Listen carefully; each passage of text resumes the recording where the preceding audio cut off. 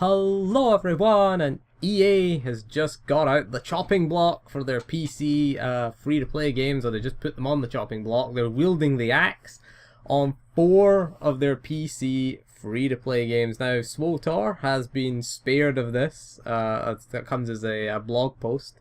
I can't remember, I don't know the executive's name. Let's just call him Satan, because it's EA. You got to be the devil to work for EA, or you got to be the devil to be EA. Who cares? Anyway.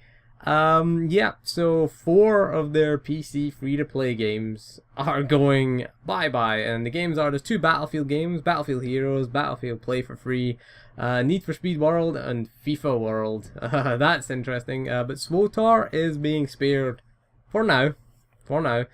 They've said that SWTOR, they actually praised SWTOR, and they said that SWTOR is continuing to do well. At the moment, they said, what did they say about SWTOR? They said, we're looking closely at the PC games. Let's go. Let's have a look at the blog post and see what they actually said about it. Yep, they've said that, yeah, SWTOR is enthusiastic and growing player community. Really? Enthusiastic? What are we enthusiastic about, really?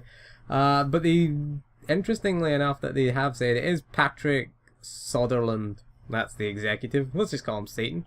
You know, he works for the devil. So, you know, poor guy, you know, he's just a guy doing his job, probably. Just some low-level executive, probably. And we're sitting here insulting him. But, yeah, there is going to be new content, new story-driven game updates, SWTOR players this year. Ooh, they're going to introduce more story-driven content later this year, which is interesting. They haven't said a new expansion. Now, they haven't said later this month, which we are getting story-driven content later this month. So later this year means that at least there's content in the works. Maybe it'll, you know, nudge BioWare Austin. Come on, get on with it, you know. They have, of course, they shut down the development of Shadow Realms, which was an asymmetric... What is it? Asymmetric, well, basically what Evolve was, a multiplayer 4v1 thing that Evolve was. Evolve kind of turned out a bit kind of sucky, really, to be honest with you. Game I never bought, played in alpha, played in beta, and just thought, nah, not gonna buy this game. So yeah, I mean, getting Evolve, so Shadow Realms was basically kind of similar to Evolve. It was being made by the same team that made SWTOR. Now, will we see some of the design concepts that were introduced in that game? Will they make their way into SWTOR, maybe? Because, you know, if they've designed things, asymmetric PvP would be interesting. Play as the raid boss, that'd be kind of cool. Yeah, be the Flashpoint or raid boss, that'd be kind of interesting. You could play as Kephis, there you go. Play as Kephis. Kephis, the never going away Kephis. Bet it's Kephis, it's the Emperor. I'm betting that is that's the case. So yeah, I mean, EA, they've shown that they will wield the axe on their free-to-play games if they're not profitable. SWTOR, incidentally, still profitable. They reckon, what was about 100 and... It's a figure quoted about 106 million in 2014. That's pretty decent, actually. Considering how expensive this game was to develop, then, you know, if it's making money, EA won't shut it down.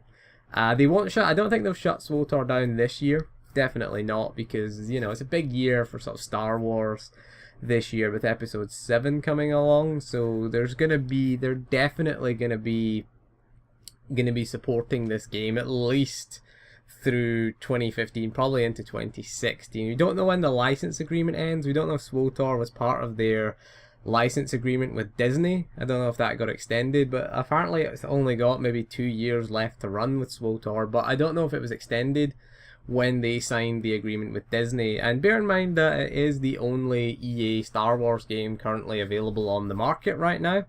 There's no other EA Star Wars games until Battlefront 3 comes out. There was a trading card game, but I don't think that was published by EA on mobile, which who gives a shit about mobile, really.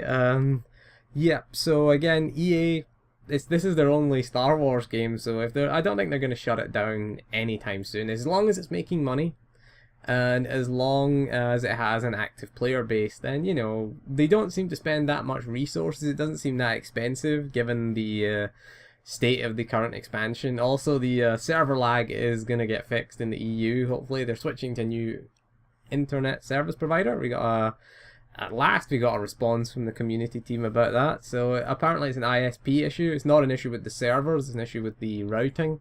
Apparently an issue with the network. So, you know, hopefully they get that fixed, because we want to do some progression raiding. You know, Bulow couldn't down Underlurker last night because of it.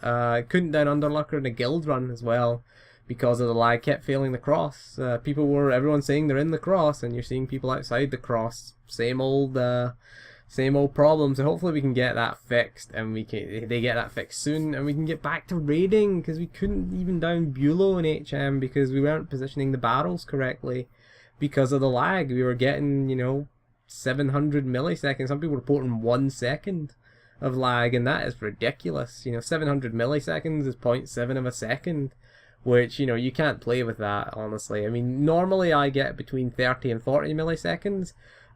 When it's kind of stable, it sits between 70 and 80, but it does spike regularly towards 5 to 700 milliseconds you get, and you get that at the wrong time and you're dead.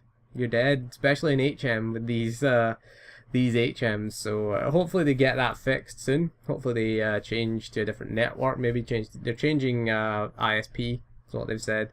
So hopefully they can get that fixed. It is affecting all the European servers, so it's not just one specific server. So it kind of suggests that it is a routing, or it is a more sort of wide network problem, because again, everybody in our guild raid, the raid that we were doing, all 8 of us were getting lag spikes, and we all live in different parts of Europe, really. You know, we're living in different parts, and we all have different service providers, so it's not really going to be an issue at our end, and they're saying it's not an issue with their server. So hopefully they can get it fixed, and hopefully we get back to because wiping on Bulow again, kind of gone backwards, really, to be honest. I spent the whole night wiping on him and just gave up, and no progression rating this week because it wasn't fixed. We're not doing any. Did a bit of Underlurker, you saw the live stream.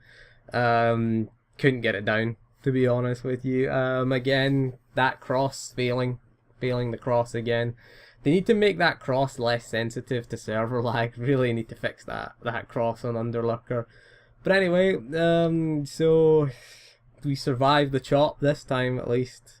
We'll close this video by saying we survived to fail another day. But EA, you know what they're like. You know, they love to close down things, and they love to shut game companies down. Thus far, BioWare has been spared of it. But you know, we need better quality from SWTOR. We need SWTOR to improve. And again, we just need that bit more quality at SWTOR. Hopefully this is a wake-up call for the developers at BioWare and BioWare Austin. Hopefully they can put some of their resources, more of their time, more staff at least, into SWTOR, because they're not doing Shadow Realms. Hopefully, fingers crossed. I doubt it, really. I doubt it. Probably just let that team go, maybe. Probably knowing EA, you know. Anyway, so thank you for joining me, and we'll see you again soon, and goodbye.